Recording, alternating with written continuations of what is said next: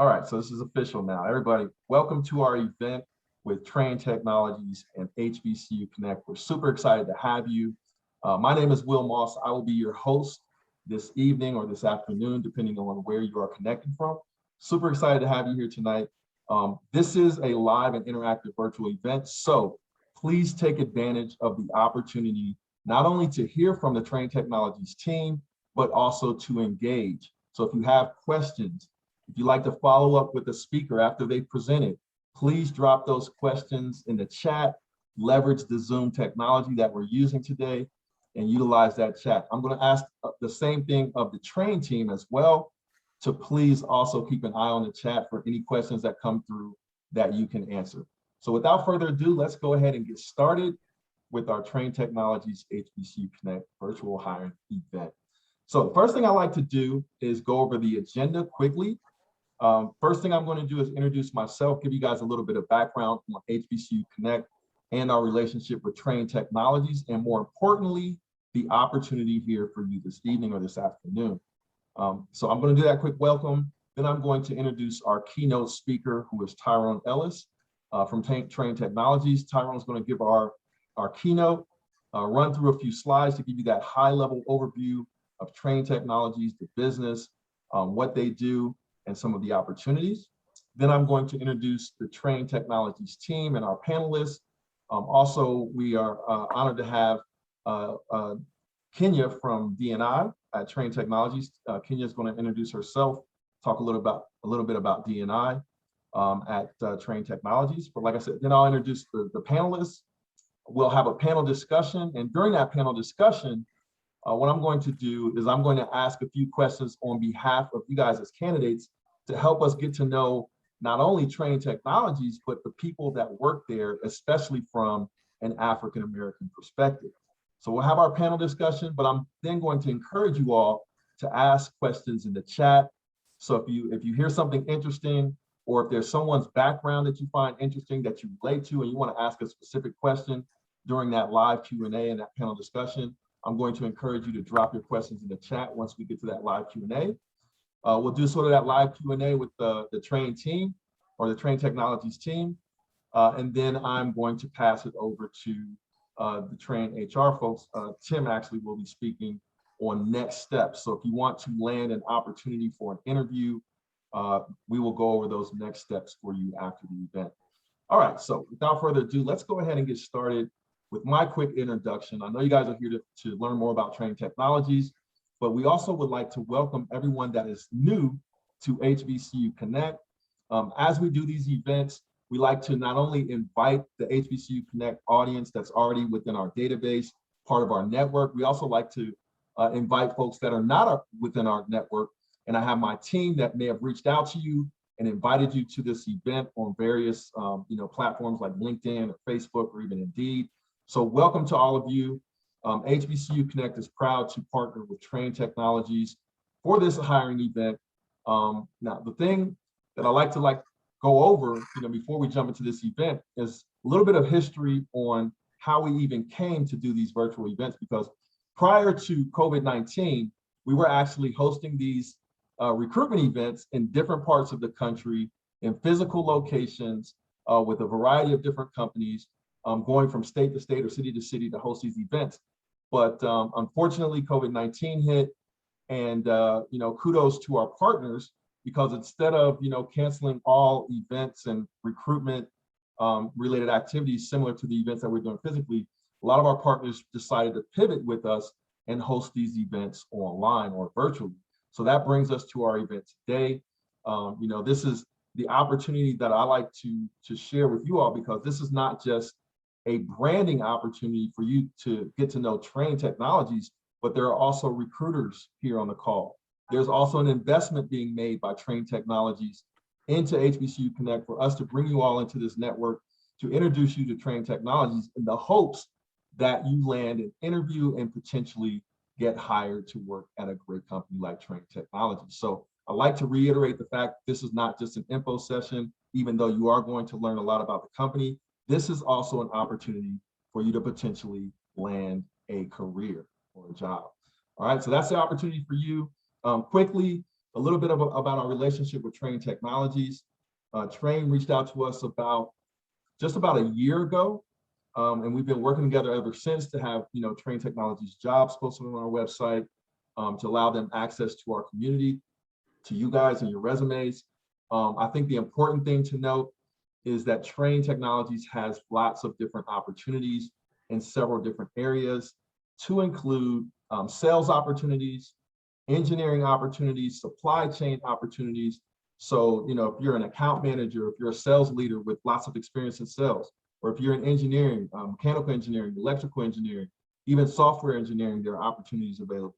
If you're in supply chain and manufacturing engineering, or supply chain industrial engineering, there are opportunities available.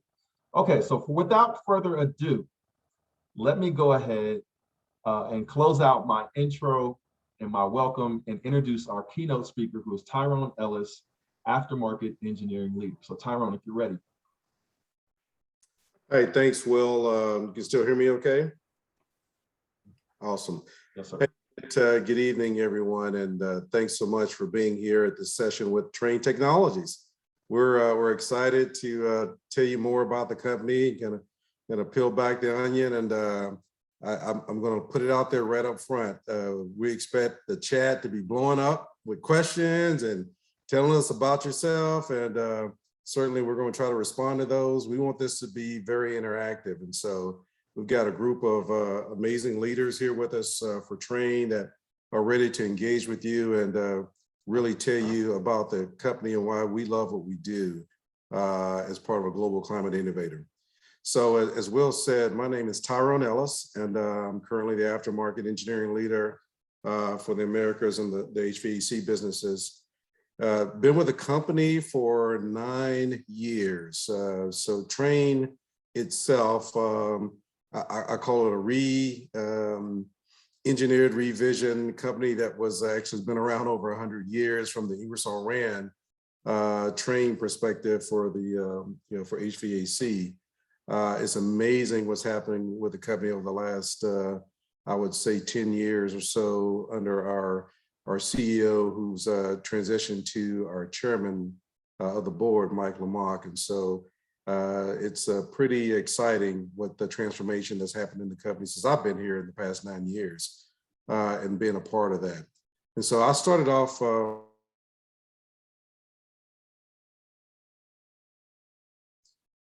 which is the #1 golf car maker in the world.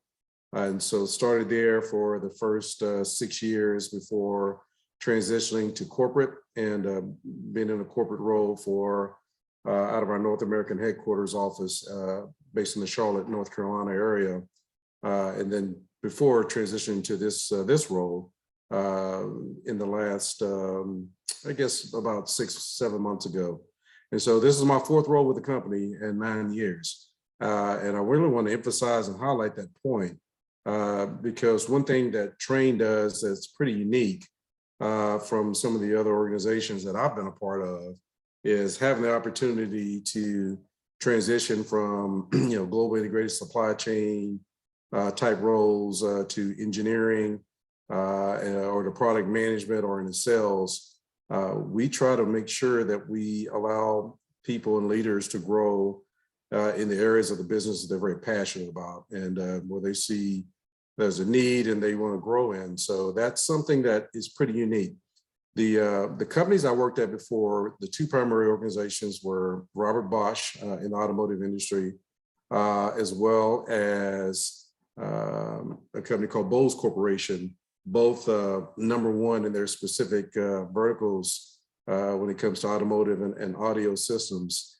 Great brands and so forth. But what's interesting in those organizations, when you stay in one track, when you're in integrated supply chain, you stay in integrated supply chain. If you're in product engineering, you stay in product engineering. If you're in sales, you stay in sales. And so certainly we've tried to allow people to grow in multiple areas based on their background and their desires. And that's something that is pretty unique about Trane. So I've been, as I said, my current role, you can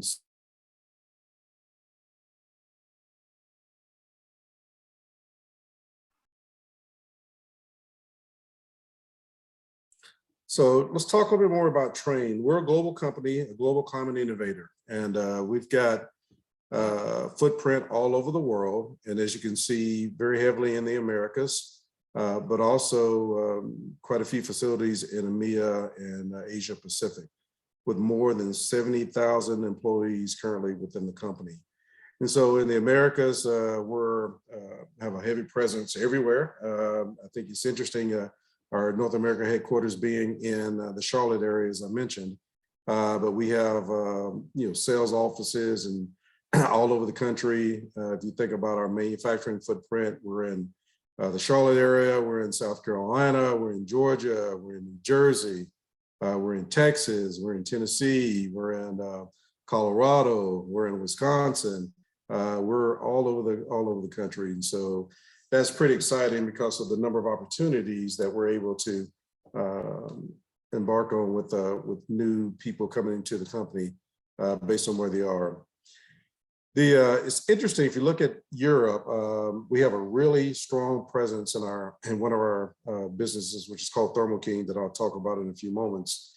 And we got strong presence there, and it's interesting when you go to Europe and spend time how everyone knows our brands. I've always been amazed when I travel in Brussels or London or wherever it may be, and you mentioned the company and talk about our brand like Thermo King, or one of our key companies that we go to market with.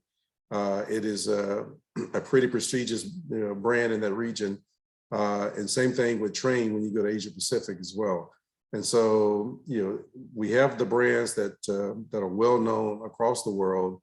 And as you can see, opportunities that in all those spaces as well. So the three primary ways or brands we go to market with that really deliver our strategy on sustainability are what you see on the screen: commercial HVAC, residential HVAC, and refrigerated transport with our Thermo King businesses. Underneath that, though, you see several brands. Over time, we've certainly acquired different brands, all very strong in their market, all with certain placements in the market on where they play. And so you hear things like Frugal Block and Thermo King. People know those. People know Trane, and our phrase "you can't stop a train." It's amazing. I heard it on the radio today on a predominantly African American station, and they play it quite a bit. It's just resonates with people and really drives our positioning in the marketplace. So let's talk about each one individually.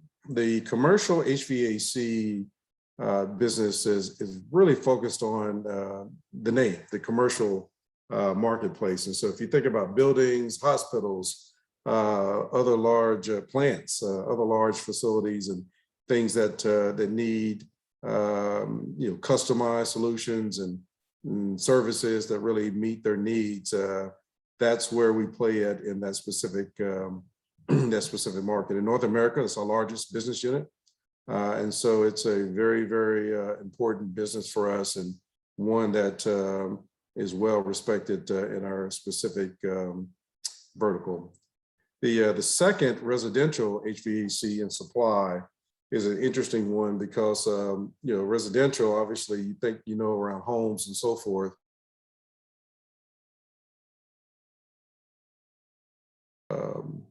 Perform in the market, but the supply business, which is actually I involved with right now, is very interesting to me from the perspective of we support both businesses when it comes to commercial and residential. But if you think about systems are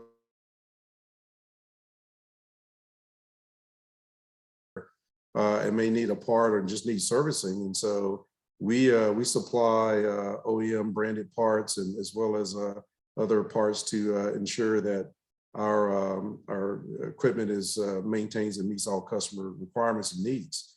And so we're pretty excited about that specific business, as well as just the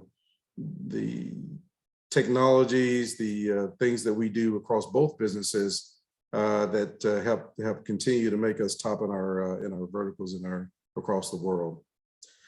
And then lastly, when you think about Thermo King, where I mentioned has such a tremendous brand name, it's amazing when you're driving on the interstate and I see one of those Thermo King locations, you get really excited because you know you're the support of your company and what we do when it comes to supporting transport of anything that needs to be refrigerated. Like, for example, food. I think it's amazing when you think about some of the statistics around how much food is wasted or coming from the farm, going to the stores that we go buy in grocery stores just because of improper storage or the way things are maintained or handled.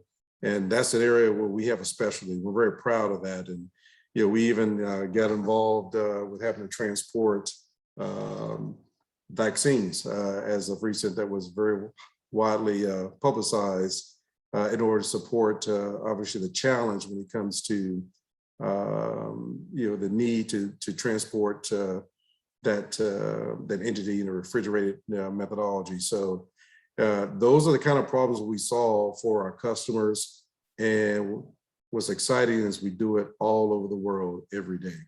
And so what's interesting, what drives that and really makes that work for us is our culture and our people. And so I like to tell stories. So I'll tell one real quick. I had the opportunity to interview a strong leader for an open position that we have right now in our corporate engineering space yesterday. And she asked me a question. She's a FAMU alumni, by the way, so I'll throw that out there. I don't know if any FAMU folks are on the phone, but one thing that she said to me that a question she asked was about, you know, why do you stay, and tell me more about you know, Trane and what makes you different. And I talked to her about our culture. You know, growing up in the automotive industry as I did with Bosch, one thing I quickly saw, there were certain difference, you know, how the plants were designed. You go from a GM to a Ford to a Toyota, but it was the culture that really made the difference in the output products and the services that they were doing. And that's really what stands out about Trane. We've got people that have been with the company a long time, you know, 30 years plus, have spent their whole career, and we've got a lot of young talent as well. And so to me, what's exciting about that is the culture that we're building around our commitments toward diversity and inclusion that Kenya will talk more about here shortly, is really what makes us get up and come to work every day when we know we're doing that for our customers. So we'll transition to the next slide. So what are we all about in for Trane Technologies? And we talk about our 2030 commitment, and there's three primary ways we're going to do that. And you can see that they're highlighted in blue with the Gigaton Challenge, leading by example, and opportunities for all. And we came up with these three aims through really stepping back with the formation of Trane, which was last year, and looked at what are the challenges that are happening, not just in our country, but across the world. And as you can see on the slide, the big ones for us where we felt we can make an impact had to do with sustainability, climate change, urbanization, technological disruptions, and demographics. And so sustainability could mean different things for different people, but in this case, we're specifically pointing to things like the planet, right? If you think about the three aims of sustainability, the planet and just environmental impact, climate change, which is a very popular and critical topic right now for across the world. That's happening across the world. That's a big deal. That changes obviously different needs when it comes to food and transport and just how we manage buildings in those specific cities. Technology is a big deal when it comes to the digital disruptions that are occurring, and then demographics. The world is changing for sure, and this country is changing for us in the U.S. substantially. That we kind of use this model where we want our sites to represent the communities that we're located in. Very, very important for us that we do that, hiring the best people and having that representation across our sites. And so the three aims that I mentioned, the Gigaton Challenge, leading by example, and opportunity for all. You know, the Gigaton Challenge is quite interesting. We have a trend or an edict of putting out what I call big, hairy, audacious goals, BHAGs, that we go after in order to get the organization aligned toward what's important to our customers and of course, our mission for the company. And so this is one of them. And so we have committed to reduce our carbon footprint by 1 gigaton, and that's a lot. You can just tell by the name, right? In fact, I think we talk about quite often, that's actually we can impact the world and reduce our carbon footprint to the degree of a whole country in Europe. So if you think about the magnitude of what we can do with our products, our sites and our services. And so we're really excited about this challenge, and we're stepping up to the plate every day. We talk about it as we get forward toward 2030. Leading by example, we were the first in our industry to get up and make this kind of challenge, and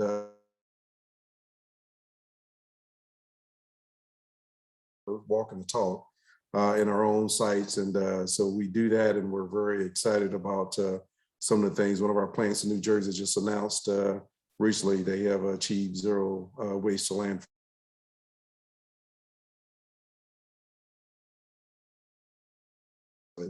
So for us, at least with us doing what we said we're going to do first, by looking at our own sites and ensuring that we're doing that across the board, that really leads by example in our industry and across the world. And then lastly, opportunities for all. This one is near and dear to my heart because it really focuses on how we achieve workforce diversity and how do we really commit towards STEM and other things that are really important to the company. And important to me as an engineer that we put a significant investment in it and very specifically in underrepresented areas when it comes to some of the students that we support that we partner with several organizations like NSBE and SWE and the Hispanic engineering organizations. It's important to us to make sure that we walk the talk when it comes to our money as well.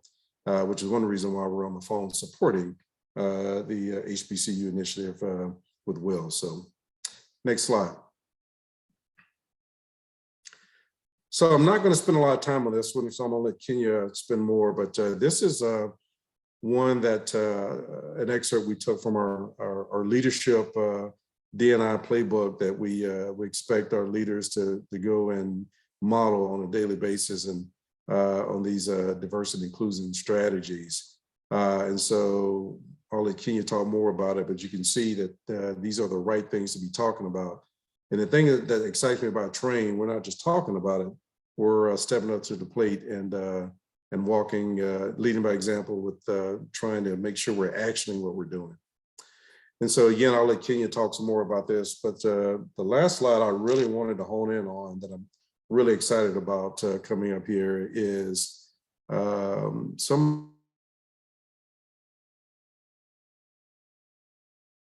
and so if you look at these 5 items that we have on the screen, one of them, Paradigm for Parity, where we're signing up for gender equity for our organization, where we're going after having 50% of our leaders female. And second one, 110. We're one of the founding members of the 110 Coalition to hire and grow, 1 million Black Americans in this country. Forbes has recognized us. Our CEO has been very active in diversity and inclusion and has signed up on a pledge that this is how we're going to continue to move forward with making diversity and inclusion at the forefront of what we do for Trane Technologies. And we decided this a few years ago. So this has been something we've been on this journey going after. And then lastly, employee engagement. Again, the culture. It's all about the culture. That's how we win in the marketplace. That's how people come and want to be here for 30 years. That's how we really create a diverse teams, because we all know that diverse teams create the best ideas, that create the most innovation, that continues to keep us in that top performance in our vertical and industries. So excited to be here and just talk with you about Trane, kind of open up more about what we're all about. And with that, I'm actually going to hand it over to Kenya, and she's going to dig a little bit more on our diversity and inclusion strategy and talk with you some. So Kenya, I hand it over to you. Hey, everyone. I'll just jump on in. I know Will was going to introduce me, but I'll take it from here, Will. Proud graduate of Spelman College, so I want to make sure y'all knew about the HBCU connection first.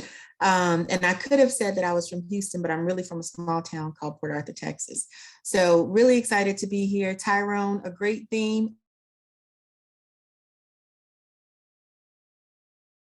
Never thought, I've never been anywhere in 9 years. So this is really something I'm super excited about.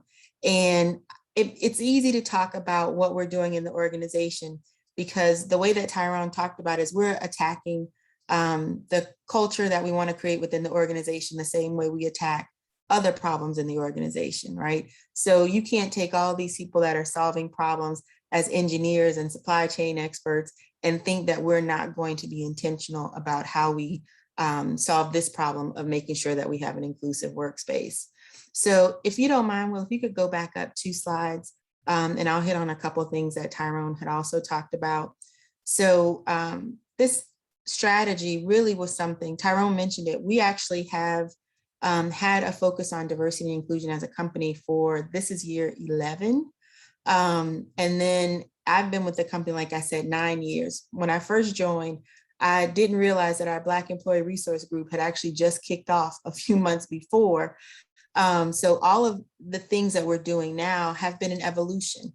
And we're at the place in this strategy now where we can say, we're not just looking at, what are some of those foundational things? Let's have employee resource groups. We're really saying, let's look at the culture. Let's look at how we support the individuals within our organization so that they feel like they can perform and do their best work. And then also looking at systems. So what are the systems that we have within the organization that may be unintentionally creating bias? How can we, ensure that the mechanisms, the systems, the policies are really designed to create the best opportunities, not just for the people we're trying to attract and bring into the company, but for those loyal people that have been, like Tyrone said, 30 years in the company, 9, 10, 12 years in the company. How do we ensure that we're pulling up our employees that are maybe hourly workers, creating opportunities for them to really have life committed to those things? And I've worked with everybody that's on our panel in some degree. Tyrone doubles as our National Society of Black Engineers executive sponsor. So we are really committed in the places where it matters. As Tyrone said, the goal is an inclusive culture, and to have inclusive culture, you've got to have inclusive managers. I'm from Texas, and an adage that we say in Texas is that a fish stinks from the tail to the head, right? From the head to the tail.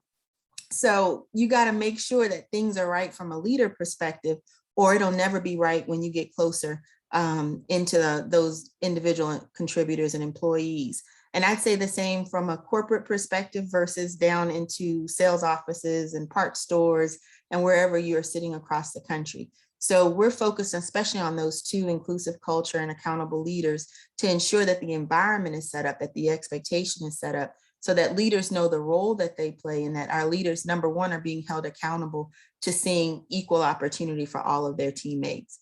So that's really important to us. The social impact and the diverse workforce go hand in hand. Like I said before, we want our organization to reflect the greatest talent that's available to us. And we want the greatest talent to find a home with us. In that, we know that when you invest in those communities, we're the people that give back to our colleges, we're the people that give back in our communities, and we're really changing not just an opportunity for the individual, but for that person's family, and then for the community that they're a part of. So we can go on and on about some of the things that are important to us from a D&I perspective. but I'm sure my peers will share that as well, and we can address any other questions you have. But if you definitely are considering opportunities with Trane Technologies, know that there's an expectation for how you show up as an individual, and we're setting the stage to make sure that our leaders know how to help you do the best work that you can and achieve the goals you have for your career. So I would be embarrassed if I didn't ask, you as an HBCU graduate, having attended Spelman, what was your path to coming to work at Trane Technologies? It was not a straight line. Right? So my undergrad is computer science. So okay. That is a little different to come into human resources and eventually into diversity and inclusion. But one of the things I will tell you that I looked at when I was looking at places to go, I kind of kicked the tires. Do you have some of those things that, do you have an employee resource group? Are there other people there that will be happy to receive me? And when I joined the company, like I said, within the first few weeks, somebody reached out and said, hey, we're having a Black Employee Network meeting, you should come. And at the time, there was another woman from Spelman College that worked in legal that reached out and said, I saw your org announcement. Okay, I'm here. What do you need? So those have been the things that I would say have kept me in the organization. I've always been a 4-year, 2-year, 6-year kind of person in a job. I've never been anywhere 9. But to come to the company, I think for me, I work with a lot of people that are very much in the engineering and supply chain space, very logical. So I think I speak their language as a STEM undergrad, and it's made it really easy for me to be an HR person in that environment.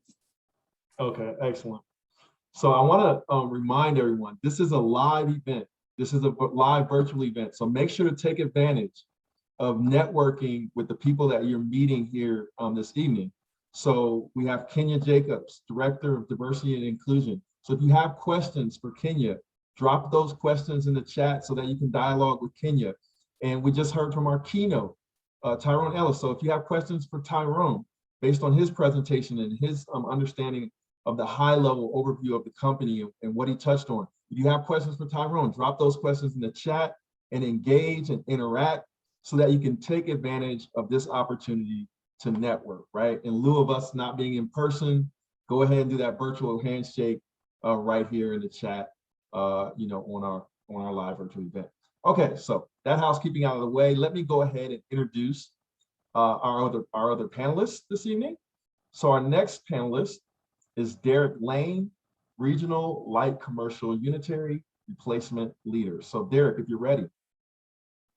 I am ready. How's my audio, Will? Perfect. Perfect. Hey, thanks everyone for joining today. Really, really happy to have you guys there, out there and listening and joining us today. Tell you a little bit about myself. I've been with the organization for, I'm heading into my 9th year. And today my day job is I'm responsible for what we call light commercial unitary replacement business. So if you think about whether it's a school or a doctor's office, a dentist's office, McDonald's or Burger King, anywhere you go, they typically have some form of HVAC, some way to cool and to heat that environment. And when it goes down, it could impact business. So my team works on effectively replacing that equipment quickly. So taking that equipment, putting the quote together, making sure that mechanically it'll work right, and making sure that we get the business owners and or those mechanicals what they need to get that unit back up and running in a timely manner. And I handle that business, or I'm responsible for that business in what we call the Pacific Southwest region. So California, Arizona, and New Mexico is the Pacific Southwest region that I support. So like I said, I've been here for 8 years, started as an account manager selling the equipment on the street to mechanicals and to HVAC customers. The role previous to this, I had some limited success in that role, but became the district sales leader for the state of Virginia. So in that role, I managed the sales force that was out there on the street selling the equipment. So residential and light commercial up to 25 tons. So that was my previous role for the last 5 years before this current role. I'm originally from Southern California, so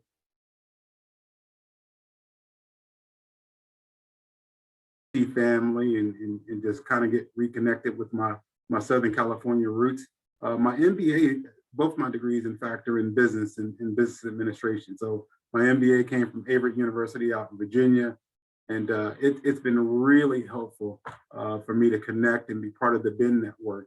It's personally one of my favorite ERGs, as we call them, simply because it's such a group and it's such a connection, and we're all on the same page about what we're trying to accomplish. So again, today I'm the regional light commercial unitary person, but third role in the last 9 years, and I'm sure there'll be a few more before I can hang up the cleats. But again, just really excited to be here and to have some conversation and some dialogue with you folks, because I've had a fantastic experience. And I think you've heard from both Kenya and Tyrone about the importance of our BIN network here.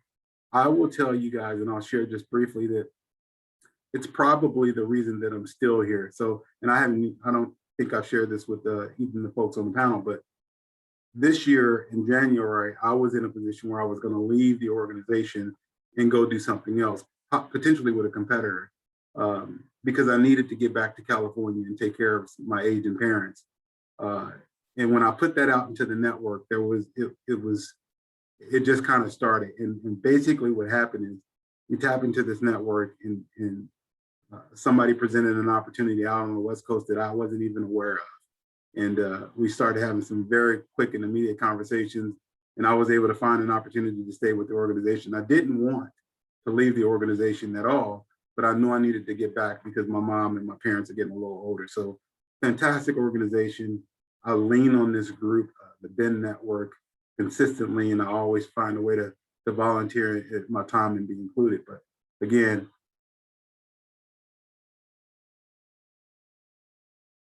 it's a phenomenal organization with a lot of runway, and we are desperately looking for new and talented individuals such as yourself. So thank you guys for having me. I really appreciate it. So Derek, if you'll let me, I'd like to follow up with a couple of questions to kind of just dig into your background a little bit.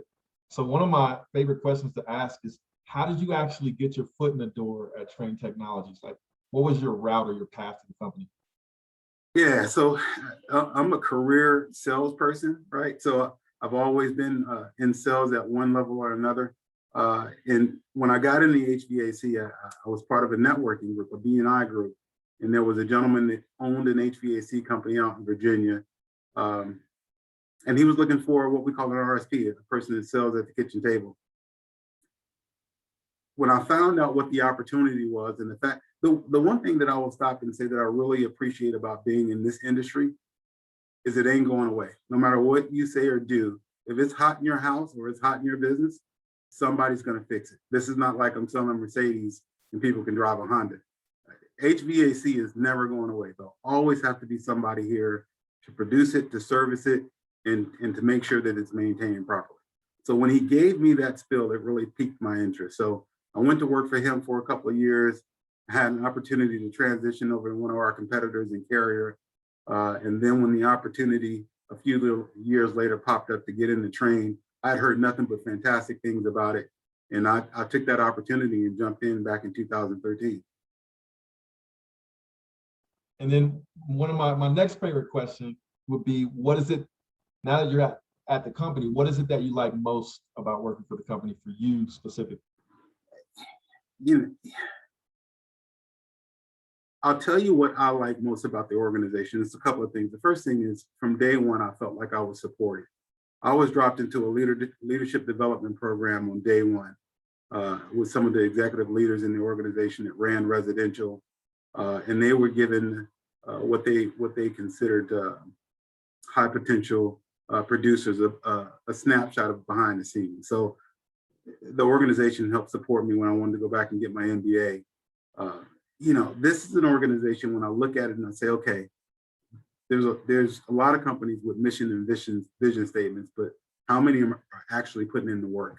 The fact that Trane is doing work like this, and that the DI office is supported and really out there, I feel like we really live up to what we're trying to create. We don't just talk about it, we actually walk the walk. And that's always been really important to me, and a strong benefit for me being here at Trane. Excellent. So thanks, Derek, for introducing yourself and a little bit about your background. I noticed that we have a lot of questions coming in the chat for Kenya and for Tyrone so far. So Kenya and Tyrone, if you'd like to go ahead and continue to answer those questions within the chat, I think that will be the most efficient thing for us to do. But now that Derek has introduced himself, if anyone has any questions for Derek or his background, in business development and a leader within the company, feel free to drop those questions in the chat for Derek. And then Derek, if you'll keep an eye on the chat to answer some of those questions as I introduce our next speaker. And then once we go into the panel discussion, we'll have lots of questions to ask and answer.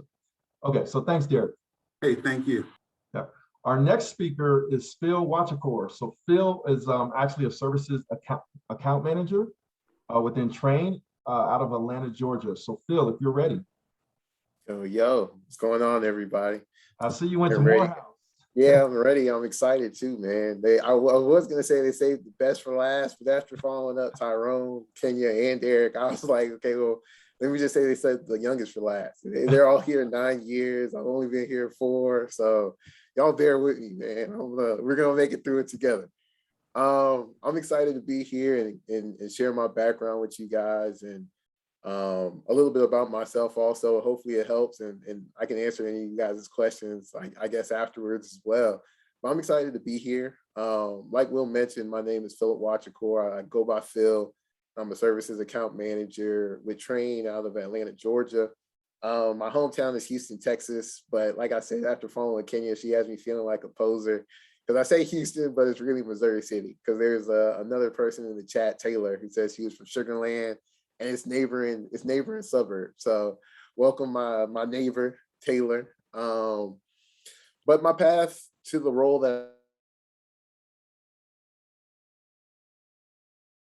I was recruited into the company, I went to Morehouse College, got my bachelor's degree in applied physics, and I went through their dual degree engineering program. So through that program, after you get your degree from Morehouse, you transfer to a partnering institution. And for me, that was the University of Michigan.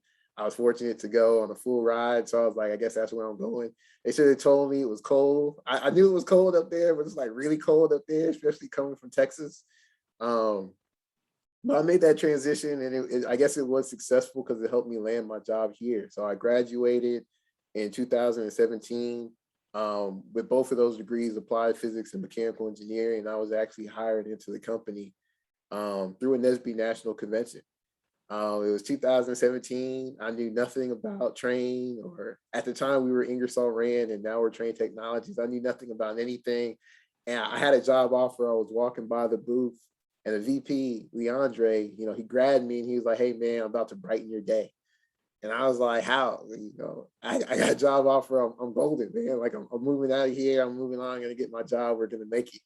And, an intriguing conversation, a handshake, a couple introductions to a few other people. And 4 years later, I look up and I'm still with the company. So it's been quite a ride. I was hired into the company as an accelerated development program participant. So that's our early career developmental rotational program. As an ADP, there are 5 different tracks: IT, finance, marketing, engineering, and IT and HR. I was on the engineering track. So as a part of that program, I rotated within the company for my first 2.5 years, held a year-long role as a product development engineer in our Lynn Haven, Florida plant, which is Panama City. And then after that,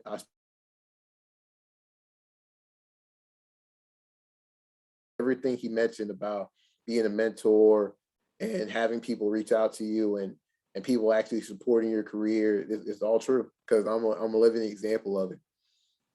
I spent my next 1.5 years there. I did a cross-functional role as a VAVE, a value engineer and sustaining engineer. And then I spent my last year at Club Car as a new product development engineer. After that, when I rolled off program, I took the role I have now as a services account manager. It's a sales-facing role, so it's pretty similar to Derek. I think in a past life, he might have been my boss in the role that he has versus where I'm in now. But I help sell services. So I work with owners directly. So the owners of buildings, the equipment,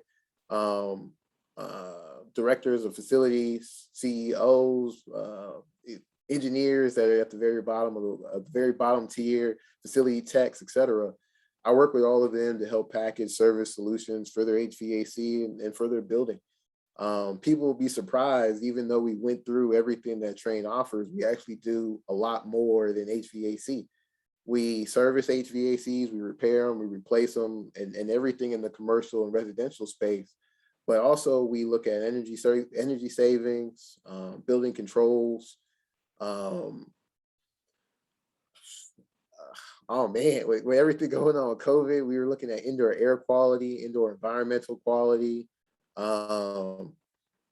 In some cases, Trane is even a general contractor. So we can do full projects from start to finish, subcontract some of the work out and actually do full builds. And most people don't know this, we're also in lighting. Like if it's in the building, we impact it. It's kind of crazy. And so in my role, I help everyone who's in those commercial spaces formulate solutions, design systems or replace their systems, repair them. And through Trane, we sell those projects. So that's what I do in my current role now. And it's actually very non-traditional. I'm not too sure if everyone out there in the space has thought about technical sales or what it looks like to be an engineer. You have to use your engineering acumen to learn systems, sell systems, speak systems.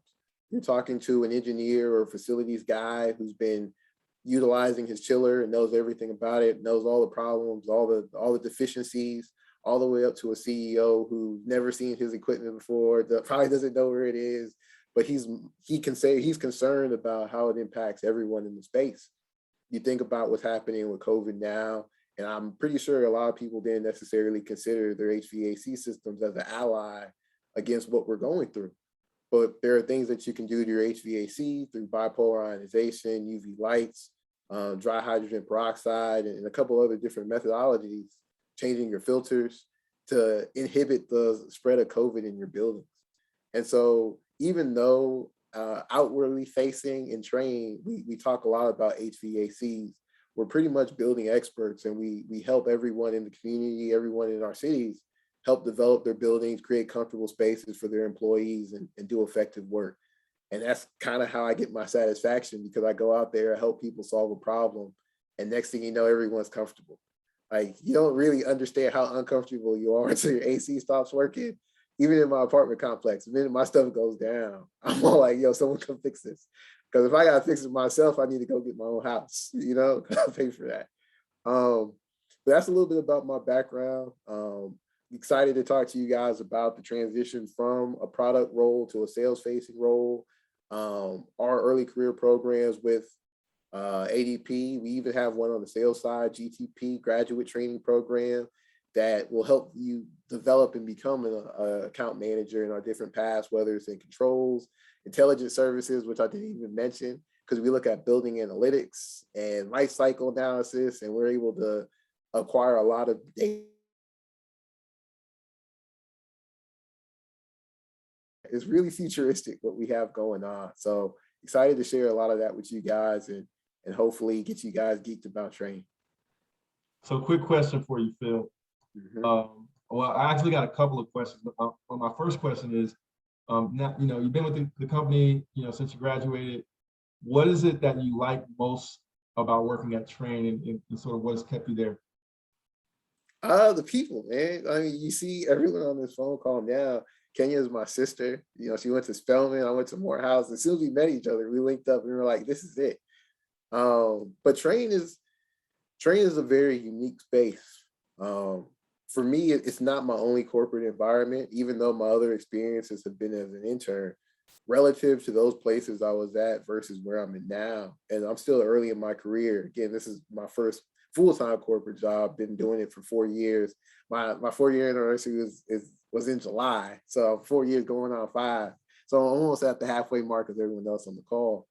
But I think there's something here, right? It's hard to kind of explain, because I think we touched on our diversity and our inclusion efforts and how we try to build a comprehensive culture that makes everyone feel welcome. We've talked about our products and different things that we offer people. and how we support our communities by going out there, servicing these buildings, giving back, participating in programs that help do different things in the community and whatnot. And so all those things aside, like there's this innate thing, there's an innate feeling in working here that just kind of gets you geeked about going back. Like if someone would have told me when I was in college that I was going to be selling HVAC systems, like I didn't even pay attention to my HVAC outside my house growing up. Like, so the fact that I'm in here now and I sell HVAC and I'm on a call with you guys now trying to promote Trane, it really engaged, not necessarily what we sell. And I know that kind of sounds bad, but I think that puts it in perspective, right? We're further than just the product. We care about the people and the culture that we kind of create. And I think that's important.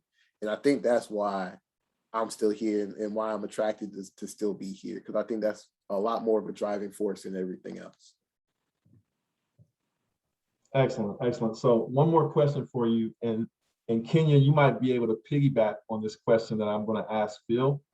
But for all of those HBCU grads that are on the call that have joined us, Phil, do you feel that your experience at Morehouse, having attended an HBCU, has prepared you well for what you do now at Trane?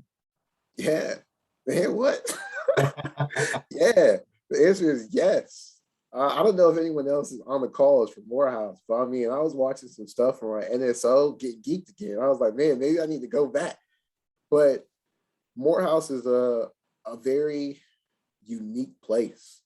You know, I look back at my time there and how it helped me identify who I was, because you're at a school full of all Black men, and you would think that you wouldn't not necessarily identify with, or you wouldn't necessarily pick up on the diversity within our group. But it allowed me to identify what makes me unique amongst a space where everyone is just like me. And so you talk about, and we've talked about, how inclusive cultures and how diverse workplaces help bring out the best ideas, help inspire the people, and help everything kind of cultivate. And being in a space like Morehouse, where I was able to get exposed to that and see how, even though we're all the same, we're different, and how we're able to uplift and inspire and encourage one another. Like, I think it was a beautiful thing. And I think I've taken some of that culture into what I do here at Trane, and I try to do those same things. And so I think 100%, if I wouldn't have gone to Morehouse, I don't know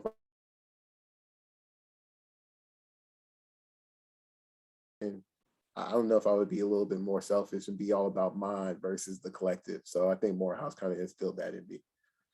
I'd say the same thing. I think what Spelman gave me was really two main things. So definitely the focus around community, right? My win is not my win if it's by myself. So, you know, both of us kind of naturally gravitated to employee resource groups. Where's my community? Where are my people? Where do I go for support and advice? Because I think that's just something that's a part of the process. I do the same thing every time I move with a career move. I look for the Spelman alumni chapter. So I think that's definitely a win for us. The other thing is there's no limit to what I'm capable of doing in the organization. So I think an HBCU experience tells you that whatever you can dream for yourself, you can achieve. So, you know, if I came into the organization as an individual contributor because of a conversation I had with the leader, 6 months later, I was running a team because I'd led teams previously. And I've advanced since I come in the company. I was a senior manager and now I've been a director for 3 years. So the limit is what I place on myself. And I think an HBCU tells you that everything you can desire for yourself. Black women are traditionally very focused when we're in career mode around what we want for ourselves. And I feel like I have that because of my experience. And I will tell you, everyone in my circle is just as focused on achieving what they want. So we keep each other on track. Excellent, excellent. Thank you, Phil and Kenya, for kind of giving us that insight. So now in this section of our event, I'd like to go into our panel discussion. So I'm going to take down my slides so that we can focus on the beautiful faces from the Trane Technologies team. So if everyone is ready from the Trane team, what I'm going to do is I'm going to shoot off some questions that I have prepared on behalf of the candidates for you all to get to know Trane Technologies a little bit better.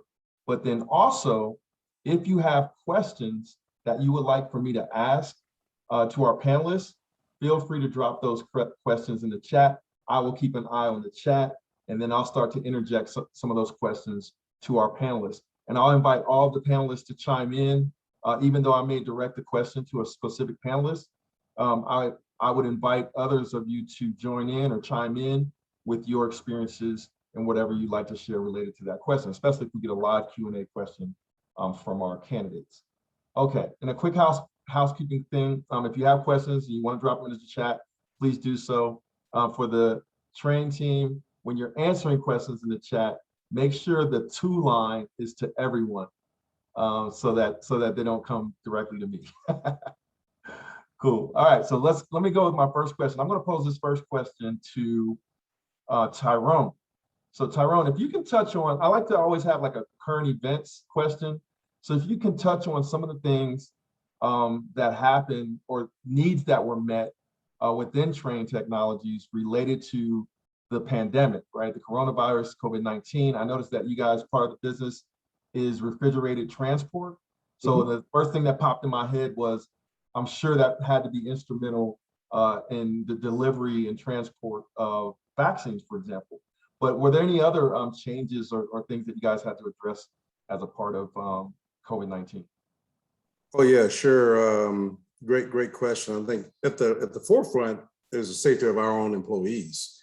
I mean, that definitely was mission critical for us. And I mean, we did things like redesigning workstations and our manufacturing locations to be able to, create distancing, proper, per the CDC, recommendations. We, changed shift schedules or put more time.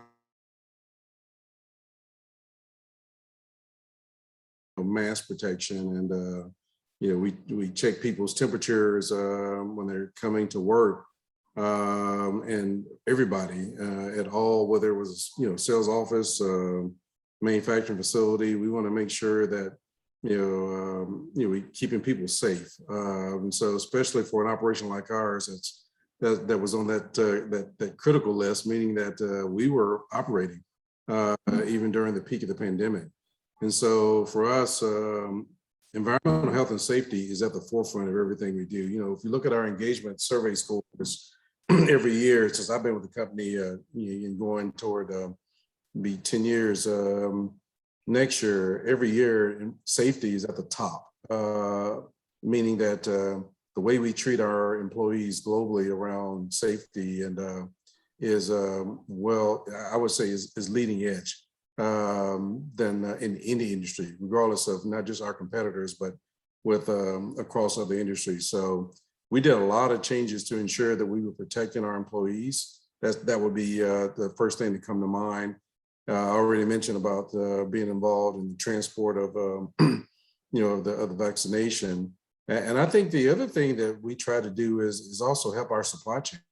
We were very active with trying to help coach and consult others. We did actually quite a bit of partnering with some of the large health organizations in the, in the Charlotte community to help advise them on how to put policies and procedures in place for them to use, based on our learning and being very quickly having to put these policies in place. So, I mean, those are the things, Will, that come at the top of my mind as far as some of the things we did pretty quickly. And Will, just to add something else in that maybe a go forward people could listen to, because as Phil was talking about with our sales organization, indoor air quality is something that's a huge focus for us as well. So as we return back into offices and some of these workspaces, how do we ensure that we bring people back into a place that's clean and safe? So that's an area we actually opened a Center for Healthy and Efficient Spaces.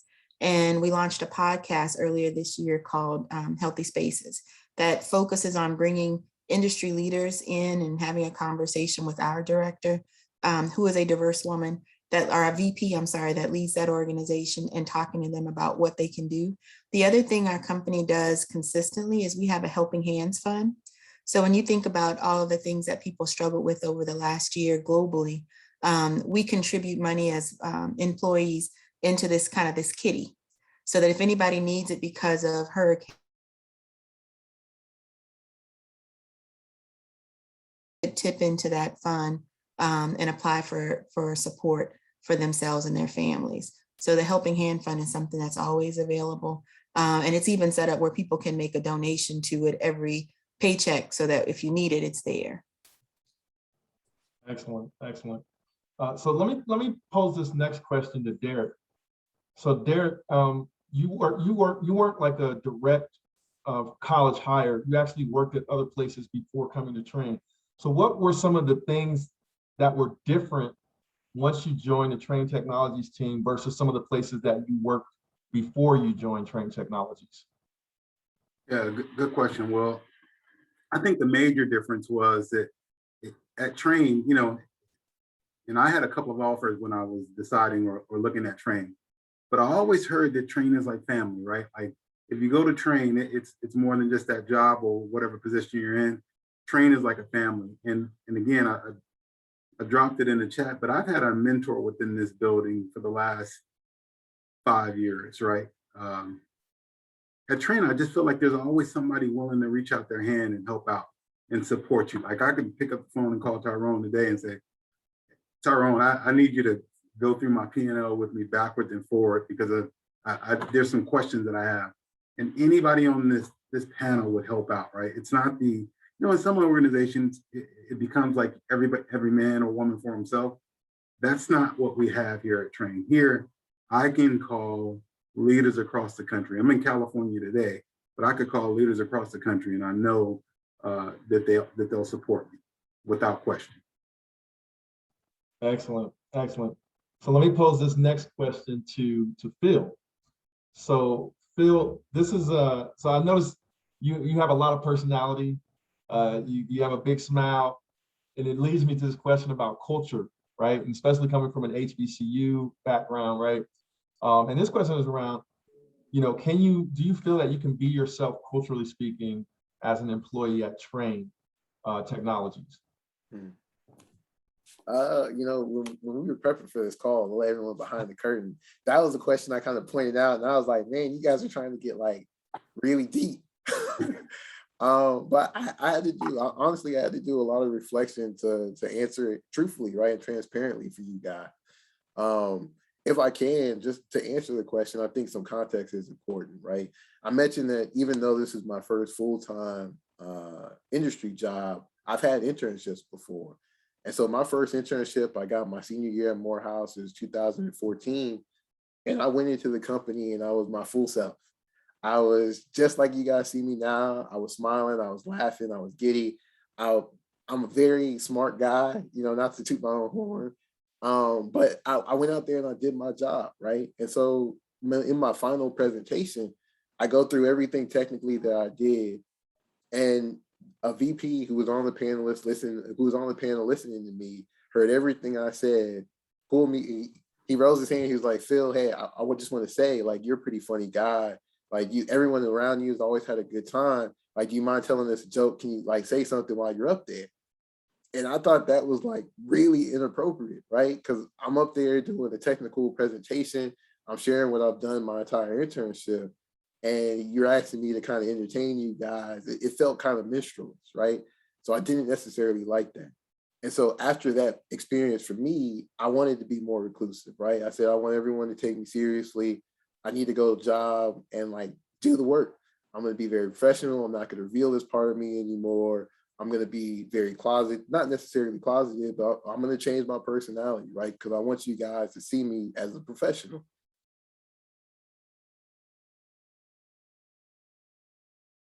And now I'm at Trane. I have that same mentality. I'm going into work and I'm doing those same things. As you guys can see now, just to fast forward a little bit before I finish the story, it's not like that at all anymore, right? I gradually go in there and my mentality starts to change organically, right? I'm working with people who are my contemporaries, my cohorts. They want me to be myself at work.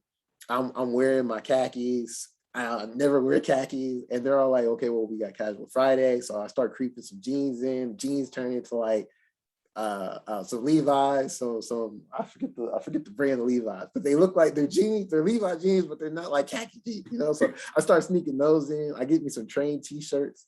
So instead of wearing the polo that says Trane, I'm starting to throw my t-shirt on. All of a sudden, my steel toes boots turn into my J's. I go for my fade, and this happened over quarantine. I mean, my afro doesn't look rounded out or anything like this. So I look kind of like that scene in Undercover Brother when they chopped his fro and half of this, and half of this missing. Like over quarantine, I started letting my hair grow out, and I was like, you know what? I'm comfortable enough to go out to work with this, and no one says anything, right? And I think to go even further with the culture, when everything was going on last year with all the police brutality and all the racial injustice, you know, it meant a lot for my boss to give me a call and be all like, hey man, look, like I don't necessarily understand everything that's going on, but I wanted to make sure you were okay. I'm the only Black guy on my service team now, but the fact that he had that awareness to at least acknowledge that he was ignorant about the situation, but he was concerned for me, said a lot. And so I think 100% versus where I was in 2014 and how that experience went at another company, which I've intentionally not named because I didn't think the company was bad. I just think I had a bad experience versus where I'm at now and how you guys see me now. I think I could truly say like, I think I am my 100% authentic self and I bring that to work. I do think it is important to note that there's a professional decorum and a distinction.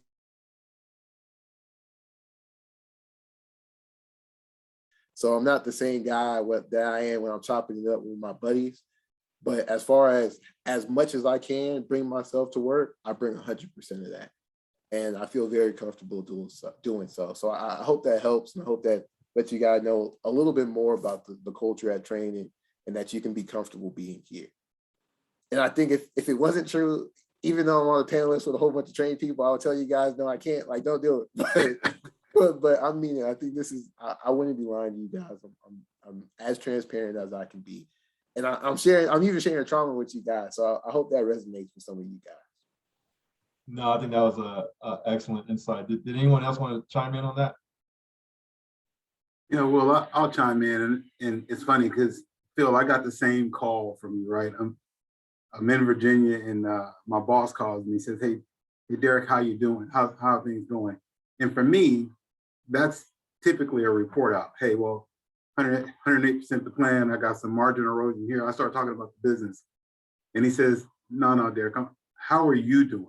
Right, with the George Floyd thing and some of the other things that's going on in the news." And I had never had a leader reach out to me and just rip the Band-Aid off and say, "Can we have a conversation?"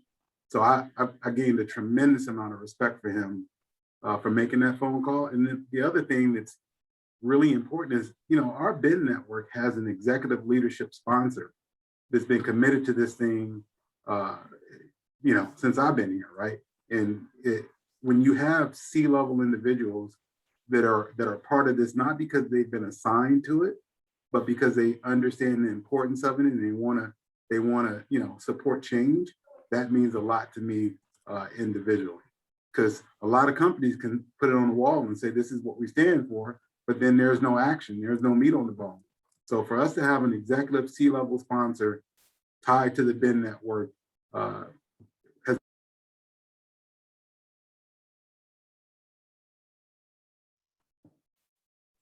Excellent. So the next thing I want to do is I want to start to weave in some questions from the live Q&A.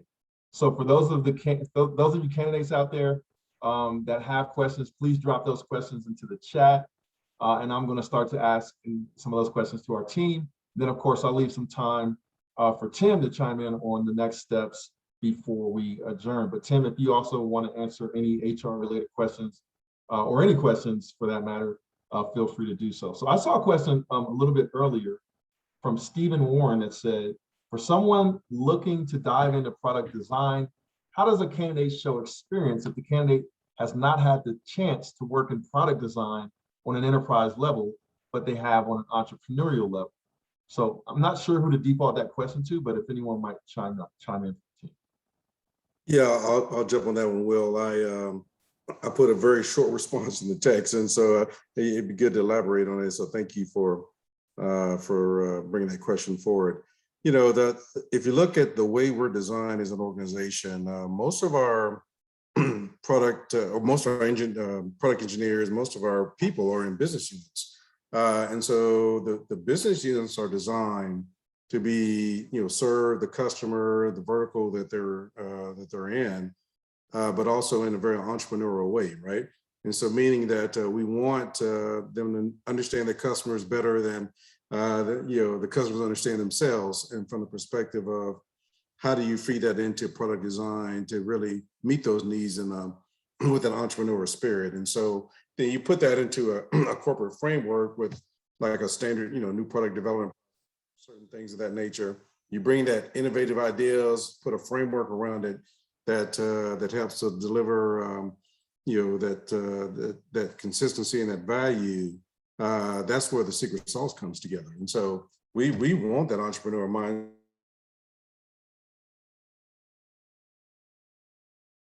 And hopefully that makes sense. Excellent, excellent. So I see sort of an HR related question from Scott Seaborn. So I'll default this one to Tim or Kenya, but maybe someone else might also know the answer, or maybe they've taken part of this. And the question is there a tuition reimbursement program for employees to pursue advanced degrees? I can take this one.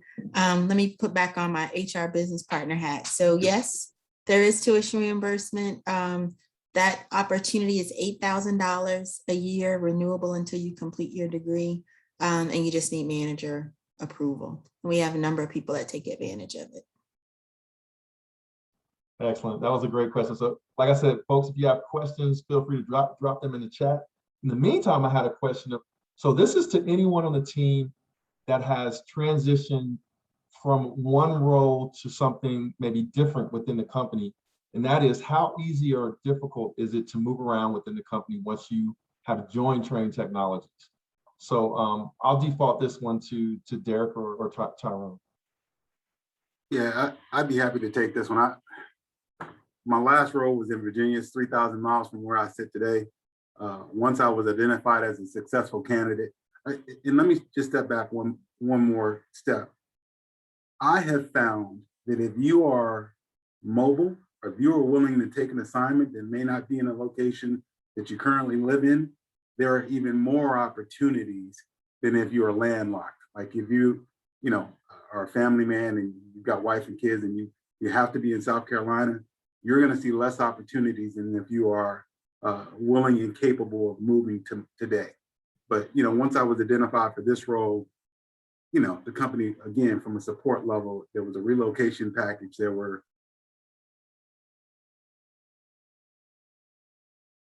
I have found it incredibly easy to pick up and go chase another role or do something different within the organization. And remember, it's not just isolated to Trane or residential. It's residential, it's commercial, it's Thermo King. It's where do you want to go, right? Like we've got operations all over the country, and as long as you're willing to go where you need it, the opportunities are there.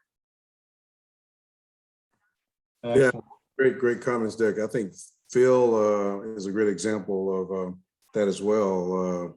Phil, you got anything you want to add to that one? Yeah. So I mentioned that, my indoctrination to the company was through our rotational program.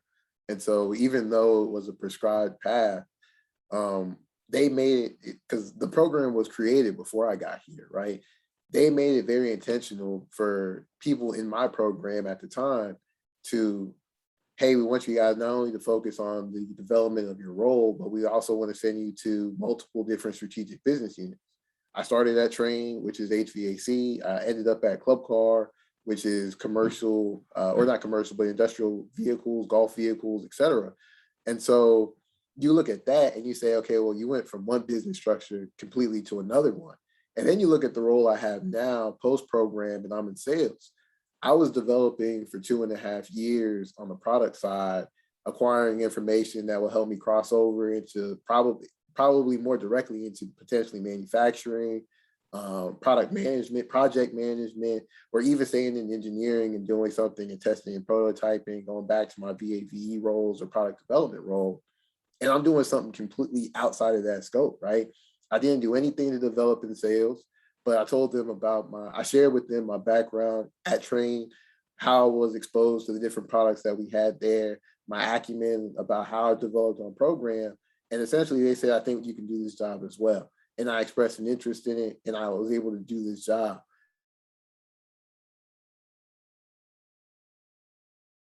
An interest in how you want to develop your career, you owning that, you having those high level discussions with your manager, skip level meetings and saying, hey, look, this is something I'm interested in. How can I develop there? You start putting in your development plan, and you start doing the different steps. We have an LMS where you can go get trained on all these different roles, whether you want to be a PMP certified or Agile certified, or learn more about lean principles or whatnot. Like, you can go learn all of this stuff, express an interest, put it in your career development plan, start mapping out how you want to get to that role, and we'll actively help you try to get there. Or at least that's been my experience. And so I do think it is something that you can do here very openly, very willingly, as long as you're going out and doing those different steps and having those conversations and expressing those interests to do those things. Because like I said, I'm a pretty prime example of it, because I just did it a year and a half ago. Excellent. Did anyone want to add in to that before I ask the next question? I think Phil hit it, but the part that he slipped in there was, you got to go get ready. So if this is something you want, there are resources here and training available, and it's free to you. Any course that you take within our learning management system is free. So if you see something and it's in your career path and you know that you've got gaps, go learn it and make yourself ready and available for the next role, right? And that's important. I mean, knocking on doors is one thing. Knocking on doors and being ready is something completely different. So, I challenge people all the time, go get ready so you don't have to get ready. I love that. I love that one, Derek. So I see a good question here that's relevant to the conversation from Prince Avavio. And the question is around, so what happens to a lot of folks when they come out of college with their degree? They have a degree in engineering, but maybe they get into a role that is not exactly where they wanted to focus as far as their engineering is concerned. So Prince's question is around, how difficult is it to get into the company at Trane Technologies, to come to work for Trane Technologies if he has an electrical engineering background, but he's been doing project engineering work, maybe for a different company, but he wants to get into more using his electrical engineering background. So how difficult is it to get into Trane Technologies in that type of scenario?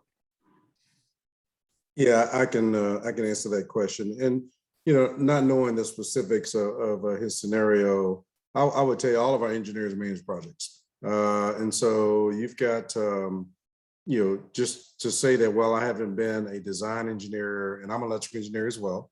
So not to say I haven't been doing design in electrical space. I've been managing projects. If we have someone who applies to a project manager role and has a technical background, that's a positive thing. I mean, I would say that probably 90% of our project managers have an engineering degree. And so don't limit yourself there with that thinking that limits you from opportunities with Trane, because it doesn't. And so, certainly we have engineers all over the company. You name a function, someone from engineering is probably someone in that space has an engineering background. So certainly I would say that, not knowing the specifics, don't think that that's going to limit you from opportunities with our organization. It's still there. I know Kim, from an HR perspective, if y'all have anything you want to add to that? Not anything formal. I would say, there are going to be some pathways that are going to be more direct. I will tell you my experience. I made the pivot in HR with some additional education from my computer science background.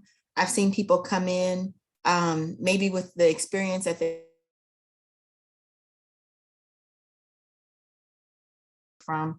didn't have the experience, because it just may be an easier conversation to sell. we do use behavioral interviewing. So it's kind of challenging to give examples of past work experiences if you haven't really had them yet. So that may be something to consider is, do you come in the place that you have the experience and then use that, entry point to find opportunities back to where you started. Excellent, excellent. So I'm gonna ask one more question from the live Q&A. So because I'm only gonna ask one more question, for the Trane folks that are on, if you can answer any questions in the chat that you see that are still lingering on, I'll ask you to answer those questions in the chat. But I saw a really relevant question as well that follows up nicely with what Kenya was saying, and that is from Stephen Warren. And it is, any advice to a candidate on how to impress during an interview? So can you define a candidate that shocked you or went above and beyond to gain your attention, and did that candidate receive an offer? So any advice, hints, or tips around interviewing at Trane Technologies?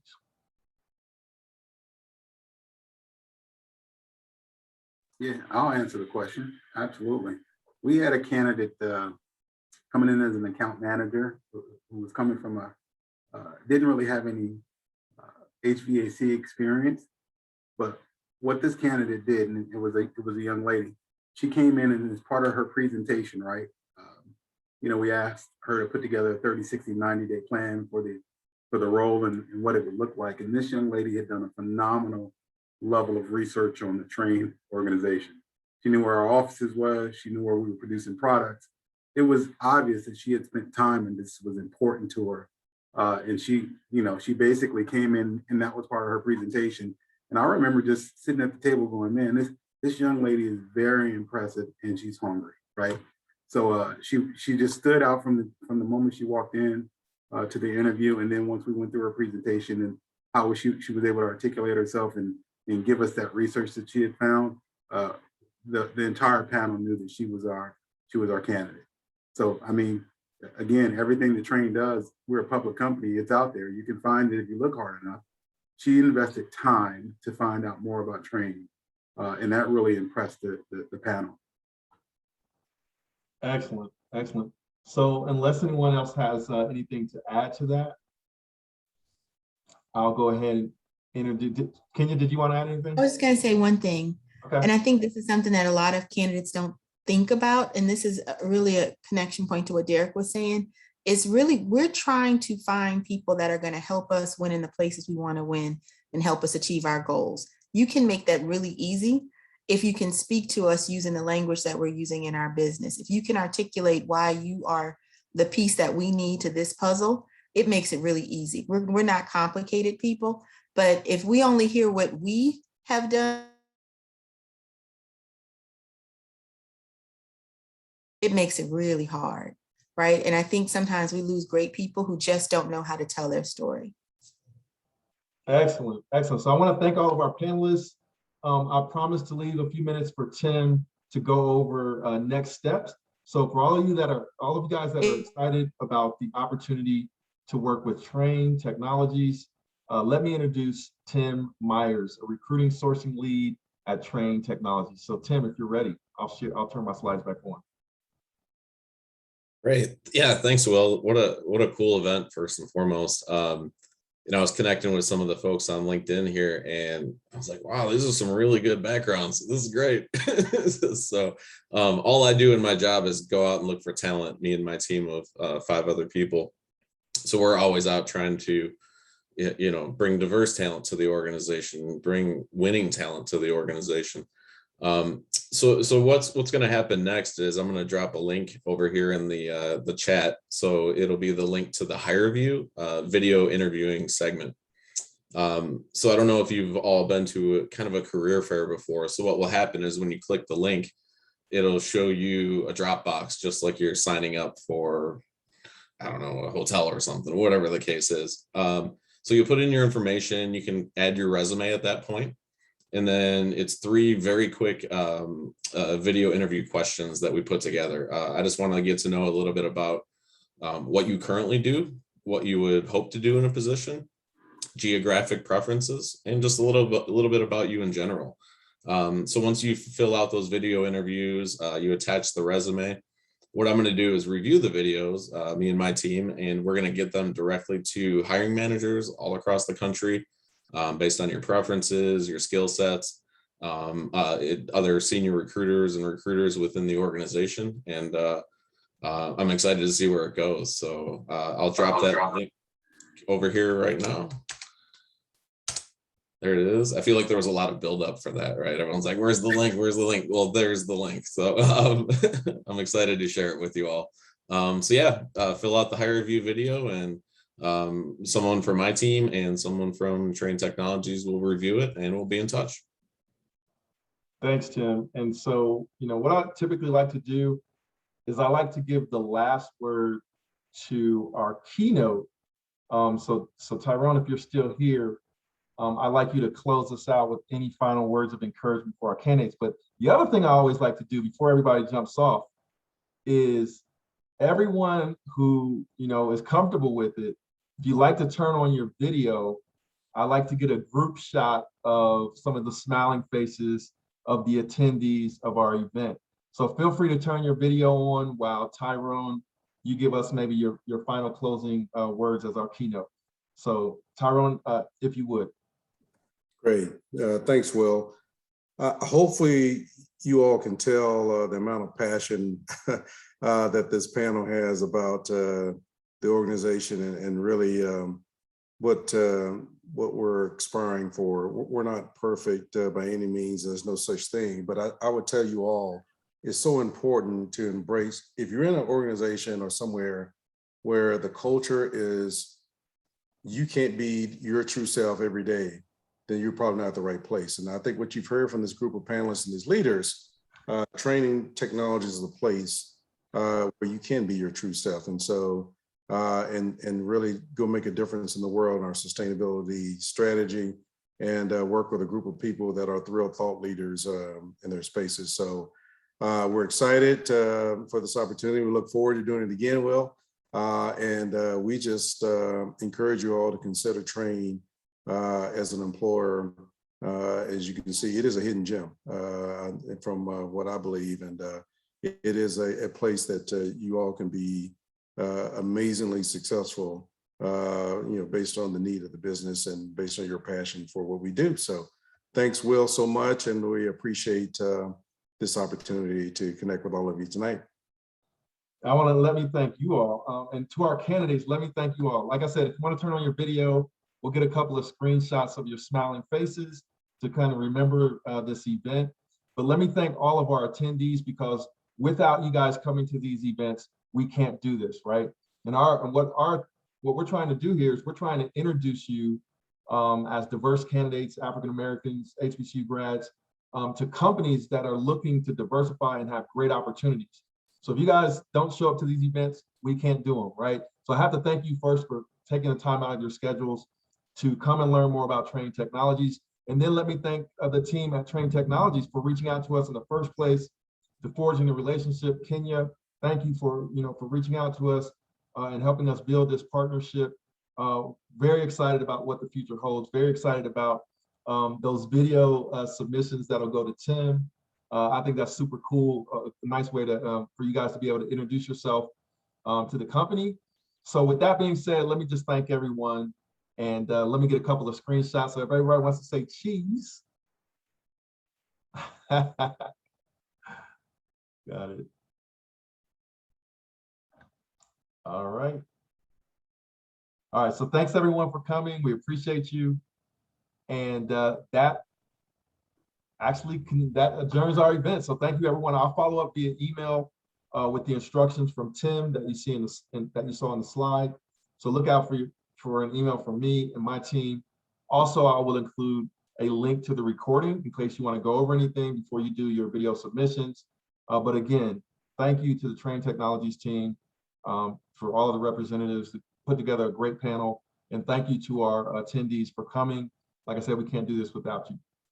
Good night. Can I just add real quick, Will, though, when Sure. you're doing your video interview, Yes. just know that you can retake it. So when you get to that one question and you're like, oh, I wish I would, you can retake it as many times as you need to until you're satisfied with your answer and the way it looks. So I think I put it time and have fun with it. 3 times, Kim. Three times you can redo it. So 3 times. Yeah, I didn't want somebody spinning their wheels too long. You know? So. Nice. So everyone take advantage of that. You know, these are real opportunities. And thanks again, you know, for coming, and thanks again to the Trane team. But with that, good evening. Everybody take care. Thanks, everyone.